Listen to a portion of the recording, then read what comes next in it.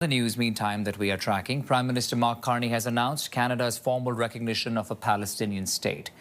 The Prime Minister's office released a statement today saying Canada has always supported a two-state solution in the Middle East, emphasizing that Hamas must release all hostages, fully disarm, and play no role in the future governance of Palestine. Today, to revive the hope of peace and a two-state solution, I state clearly, as Prime Minister of this great country, that the United Kingdom formally recognises the State of Palestine.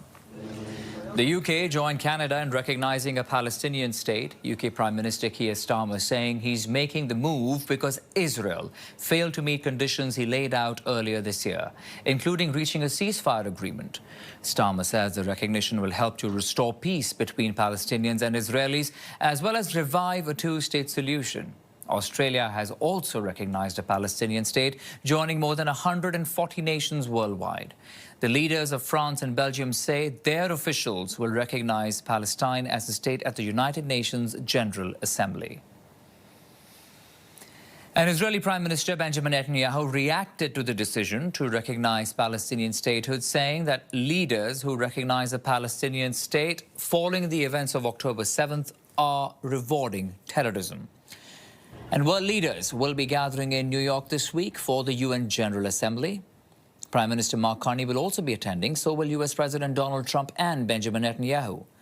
Israel's Prime Minister says he will be meeting with Trump after the General Assembly. Let's now bring in former Canadian ambassador to Israel, Jon Allen, in this conversation. Sir, good afternoon and thank you for your time.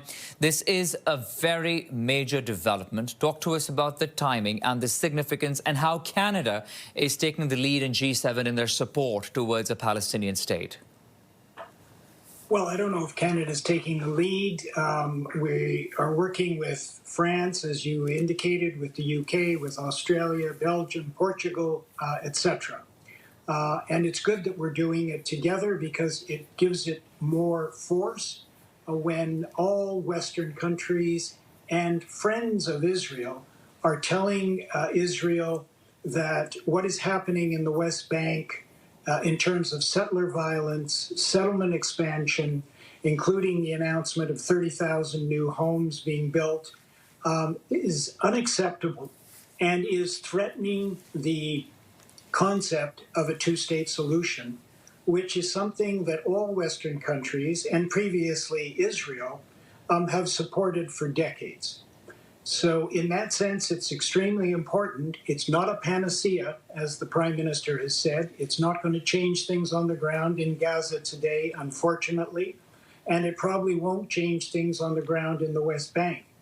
But if we begin to work with the Palestinian Authority and help them towards free and fair elections and better governance, then we can make a contribution to peace and security for both Israel and Palestine. And how do you suppose that will happen, looking at the kind of occupation at the moment in West Bank, as you were talking about, the settlements as well? How do you see Canada and other nations helping PA in sort of having democratic elections in a situation like that, where the city itself, Gaza City, Gaza Strip, is so destroyed and there are so many settlements in the West Bank? How do you see that process underway? Well, the idea is not to have free and fair elections in Gaza. That's not going to happen until there's a ceasefire, the war is over, the IDF withdraw, perhaps a Gulf and Arab-led force comes in to bring rule of law and stabilize Gaza. So the elections we're talking about are elections that would happen in the West Bank with the Palestinian Authority running them. And they would hopefully, as the Prime Minister and many other Western leaders have spoken to Abbas, be free and fair and totally transparent. And so that's where the elections would initially take place. Subsequently, there would be a technocratic government in Gaza, and then hopefully over time, whoever is elected in the West Bank would then run in Gaza and be elected there.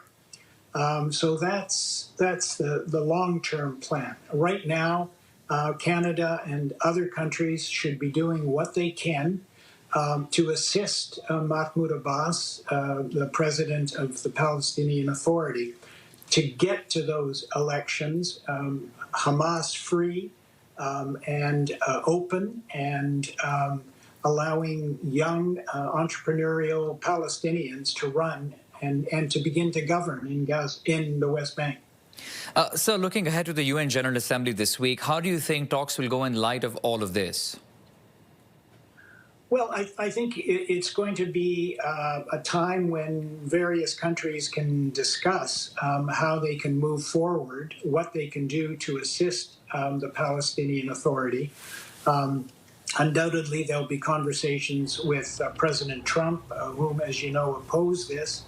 It'll be interesting to see whether Prime Minister Netanyahu seeks out any meetings with either the Brits or the French or Canada to have a conversation. Right now, the Israeli response has been extreme, talking about formally annexing the West Bank in response to this, which would only exacerbate the situation further. Jon Allen, former Canadian ambassador to Israel. Sir, appreciate your time. Thank you. Thanks very much.